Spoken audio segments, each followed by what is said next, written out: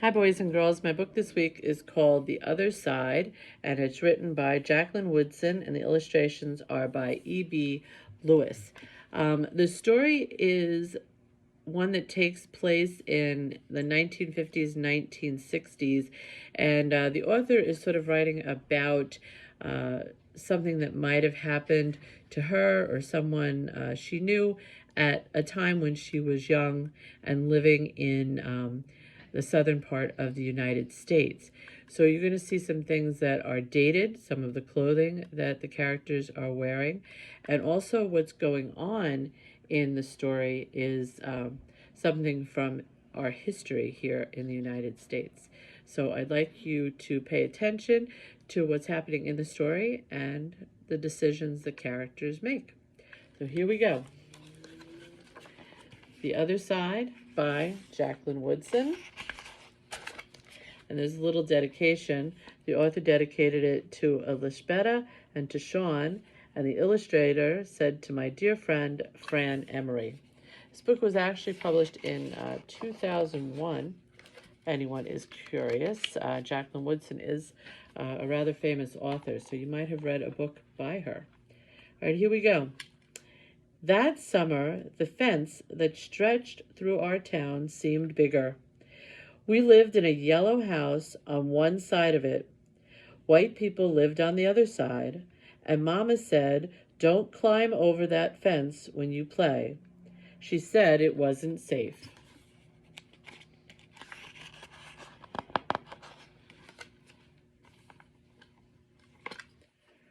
That summer, there was a girl who wore a pink sweater.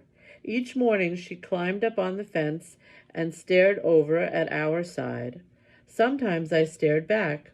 She never sat on that fence with anybody. That girl didn't.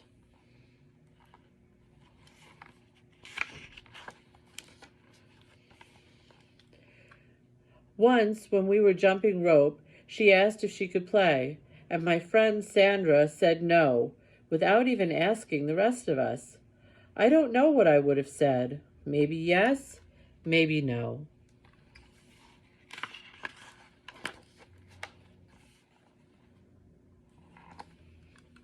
That summer, everyone and everything on the other side of that fence seemed far away. When I asked my mama why, she said, "Because that's the way things have always been." Sometimes when me and Mama went into town, I saw that girl with her mama. She looked sad sometimes, that girl did. "Don't stare," my mama said. "It's not polite."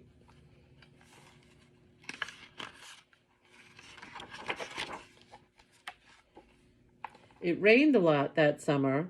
On rainy days, that girl sat on the fence in a raincoat. She let herself get all wet and acted like she didn't even care.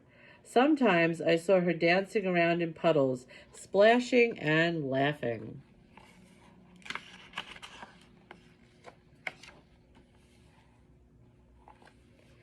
Mama wouldn't let me go out in the rain. "That's why I bought you rainy day toys," my mama said. "You stay inside here where it's warm and safe and dry."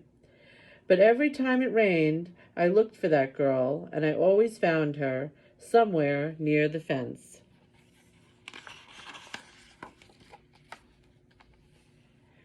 Someplace in the middle of the summer, the rain stopped. When I walked outside, the grass was damp and the sun was already high up in the sky. And I stood there with my hands up in the air. I felt brave that day. I felt free.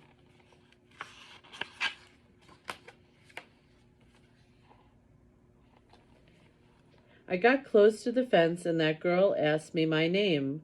"Clover," I said. "My name's Annie," she said. "Annie Paul. I live over yonder," she said, "by where you see the laundry. That's my blouse hanging on the line." She smiled then. She had a pretty smile.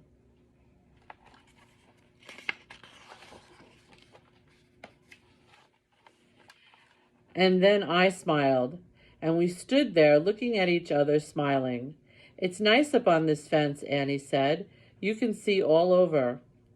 I ran my hand along the fence. I reached up and touched the top of it. "A fence like this was made for sitting on," Annie said. She looked at me sideways.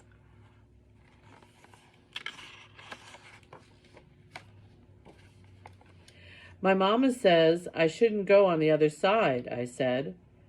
My mama says the same thing, but she never said nothing about sitting on it. Neither did mine, I said.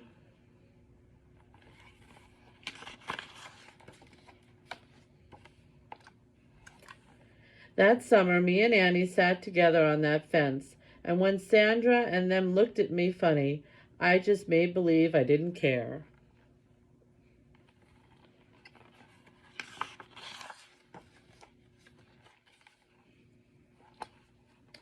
Some mornings my mama watched us. I waited for her to tell me to get down from that fence before I break my neck or something, but she never did. I see you made a new friend, she said one morning, and I nodded, and Mama smiled. That summer, me and Annie sat on that fence and watched the whole wide world around us.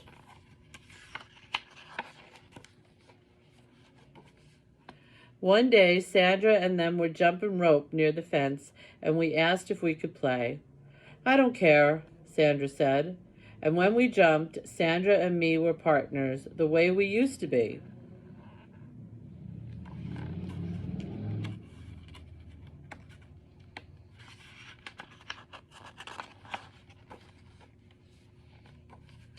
When we were too tired to jump anymore, we sat on that fence, all of us, in a long line.